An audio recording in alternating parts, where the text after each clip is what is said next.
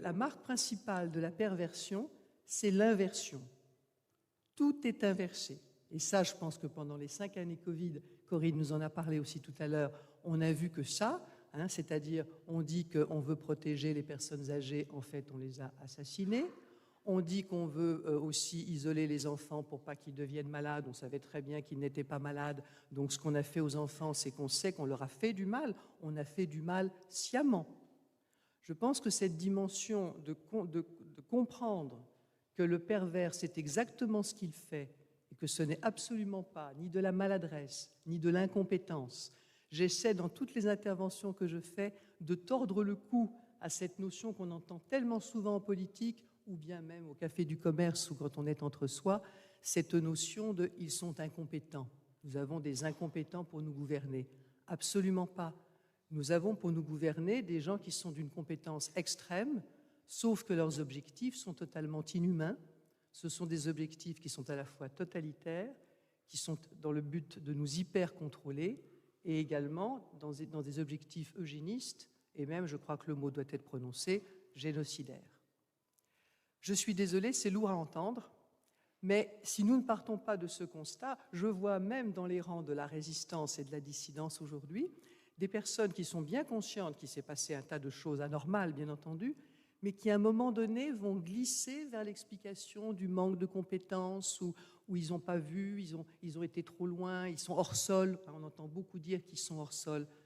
Je vous garantis qu'ils ne sont pas hors sol. Je vais vous en parler un petit peu. Ils savent très exactement ce qu'ils font. Je crois qu'il y a un auteur qui a écrit un livre qui dit « Ne leur pardonnez pas, ils savent très bien ce qu'ils font ». C'est tout à fait exact. Donc, ils savent très bien ce qu'ils font et il faut commencer par ça. Donc, je vous resitue quand même rapidement leurs objectifs et pourquoi je dis que ce sont des objectifs de ce genre. Qu'est-ce que c'est qu'un objectif totalitaire, contrairement par exemple à une dictature qui peut pendant quelque temps prendre le pouvoir quelque part? Un objectif totalitaire, comme nos gouvernants d'aujourd'hui, c'est de prendre le pouvoir sur toutes les dimensions de la vie des gens, depuis la dimension politique, mais ça c'est pareil que la dictature, mais bien entendu la dimension privée, leur façon de vivre, leur santé, et jusqu'à un moment donné la façon de penser, ce que les personnes vont croire, ce à quoi elles vont adhérer. Donc vous voyez, c'est un peu comme moi je prends souvent l'image d'une toile d'araignée, c'est quelque chose qui vous enveloppe progressivement, délicatement, et à un moment donné, vous vous retrouvez totalement, comme l'insecte dans la toile d'araignée. Tous les domaines de votre vie sont contraints.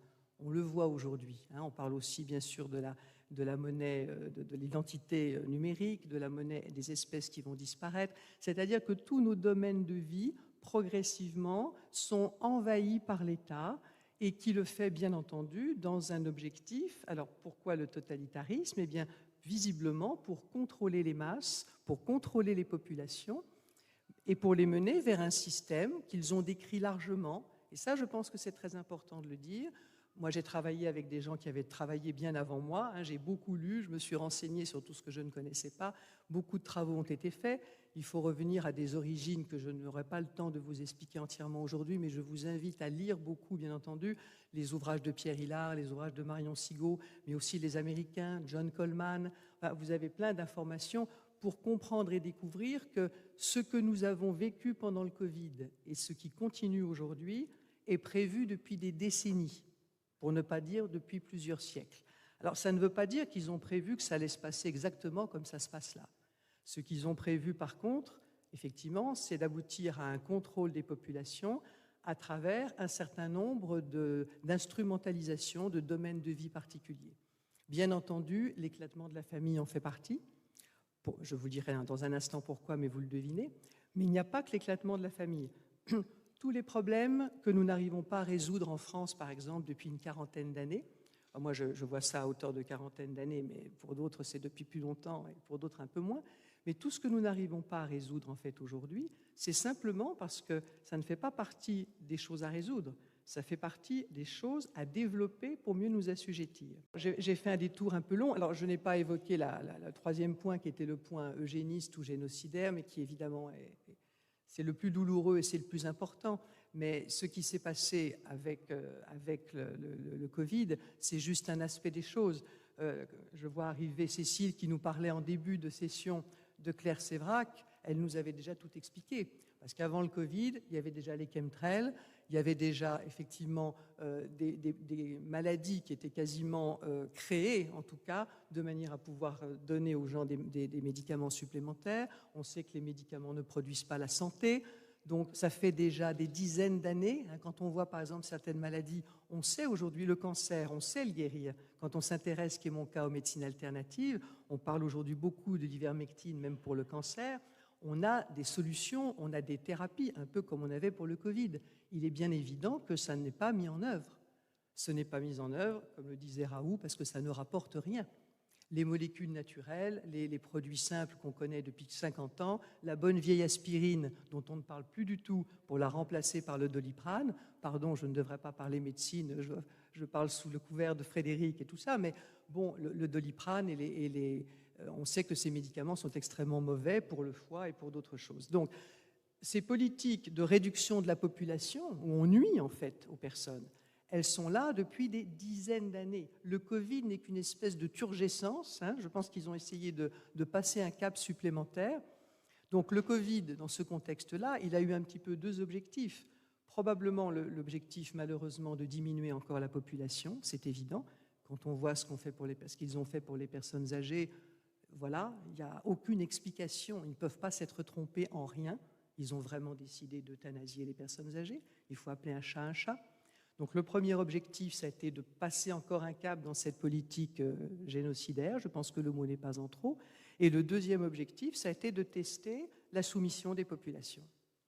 Voilà. Donc comme je ne sais plus qui avait dit, mais c'est très juste, le vaccin n'a pas été inventé pour le Covid, mais le Covid pour le vaccin, pour pouvoir vacciner.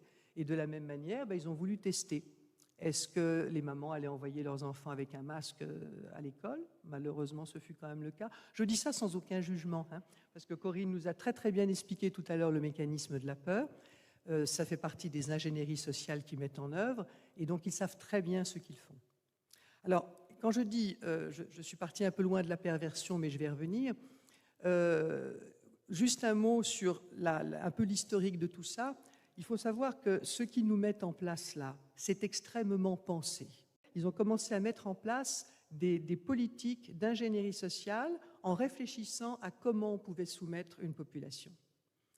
Alors, par différents moyens, on peut notamment soumettre une population en la divisant, c'est ce que nous venons d'évoquer, en divisant les populations à différents niveaux, en les rendant malades, bien entendu, en les éduquant beaucoup moins bien, en les empêchant d'avoir un esprit critique, en les empêchant de lire, parce que finalement la lecture, c'est pas très intéressant, sauf que c'est dans la lecture que vous comprenez absolument tout du monde et de ses vices.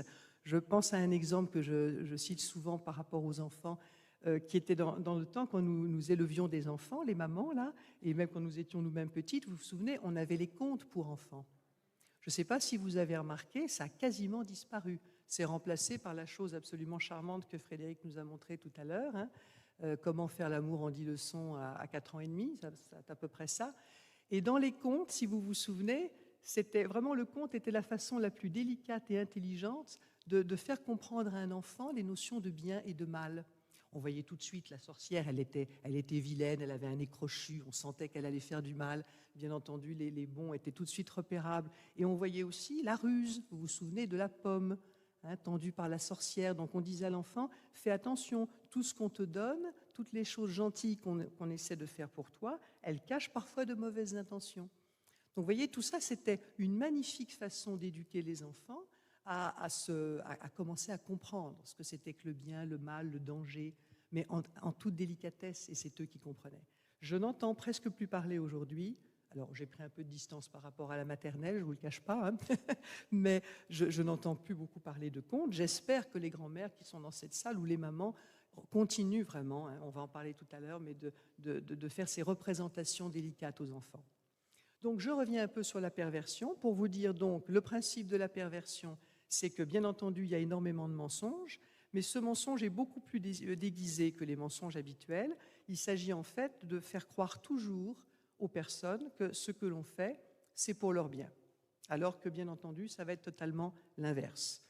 Quel que soit ce que nous dit aujourd'hui le gouvernement, alors en Belgique, je ne sais pas, mais je crains que ce ne soit pas loin d'être comme le nôtre, sachez qu'à la limite, vous inversez à peu près ce qu'ils vous disent et vous avez la vérité. On en est quasiment là. On peut faire l'exercice ensemble.